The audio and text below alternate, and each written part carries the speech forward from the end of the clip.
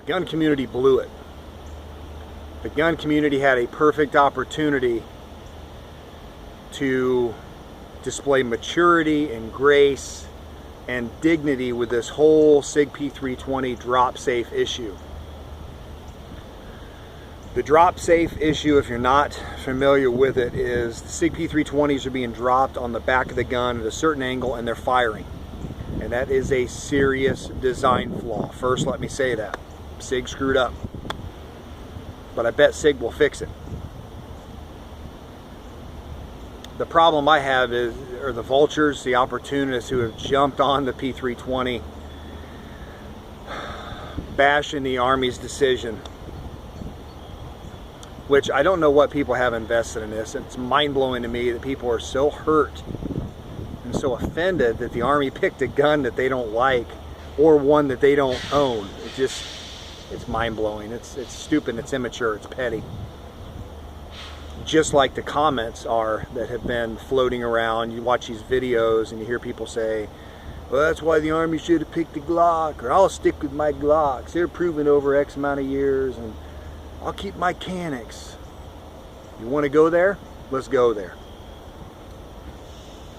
Glocks have had no less than 8 recalls over the years. Now they call them enhancements. They're recalls. Firing pin issues, erratic ejection, bad recoil springs, pins walking out, different issues with Glocks over the years. And let me say, I would carry a Glock right now to defend my life. They're reliable guns. They're not my favorite, but I'm sure not going to tear them apart when they have issues, such as the 17M pistol that the Indianapolis Metro PD had an opportunity to play with before they were ever distributed. A buddy of mine is on the Indianapolis PD. He was the second group among the first people to get to shoot those guns before they even shot them, though. Dry practice, press the trigger, low ready, slide falls off. That's a problem when you're a police officer and you press the trigger and the slide falls off. Canic, we know about the problems they've had. Beyond the issues they've had with their gun, I'm just going to say it right now, guys, Canic sucks. And I'm not talking about the quality of their guns. Are they reliable? I don't know. I'll never find out because I'll never own one. Any country that supports terrorism the way they do, funds terrorism. I don't care what you hear on the mainstream media. You know, I don't care they're a NATO country. They hate infidels like you and I, period. This summer, the President of Turkey was meeting with President Trump. There were protesters outside the meeting area. I think it was at the embassy. And 12 armed security, Turkish security people, beat, kicked, and pounded, kicked in the face protesters on American soil who have a right to protest per our Constitution, and they were doing it peacefully. Kicked them in the face, kicked them in the head. Some people are still having issues with headaches and memory loss. Probably didn't hear that in the media, but it happened. So Turkey sucks, therefore Canic sucks. Now for you guys that own Canics, don't get mad at me. I'm just saying I would never own one for those reasons. Besides, it's the comments that went there. I'll keep my Canic or I'll keep my Glock. Well, no gun's perfect.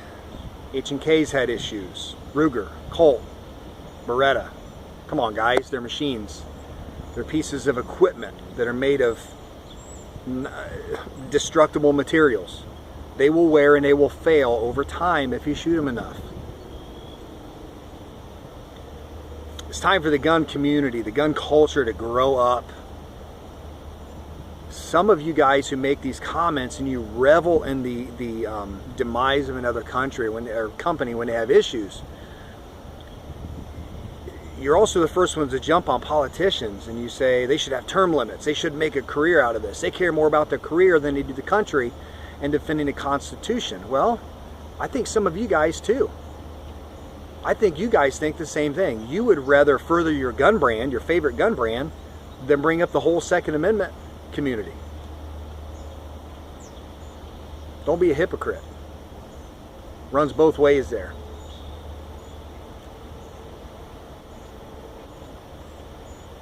every single gun will fail. Every single gun will have problems. And man, I'd really like to see people who are supposed to be mature individuals, Constitution lovers, appreciative of the freedoms we have in this country, to choose.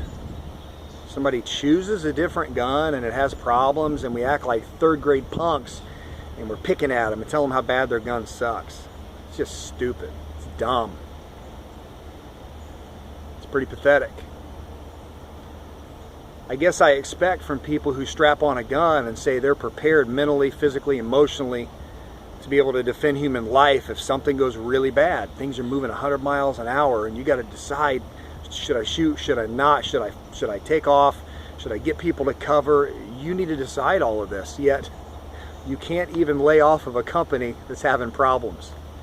It's immaturity. Time to grow up, guys. Time to grow up. And I'm going to close with this. I'm not giving you the grandpa talk. It's kind of a rant. I've been stewing over this for a day and a half. I have no notes or anything. I'm outside work at break. I just had to get this off my chest. And what better way than here on my YouTube channel. Sig's going to own this. They're going to move on and be fine. I do believe that any gun should be able to be dropped at any angle on any surface from 6 feet and never ever fire, period. So even though I do like the Sig P320, I've owned a couple, I would carry one right now. Sig's going to own this. They're going to fix it. And my suggestion is, guys, for the good of the Second Amendment community, the gun community and culture, let's act like adults. Let's act like guys who are tasked with defending and protecting human life with a firearm. A right granted by God, protected by the Constitution of the United States. Always appreciate you guys watching. Thanks for listening to my rant. Like the video if you like it. If you don't, I don't care. Dislike it. Subscribe if you haven't, please. Always appreciate your support, guys. Thanks for watching.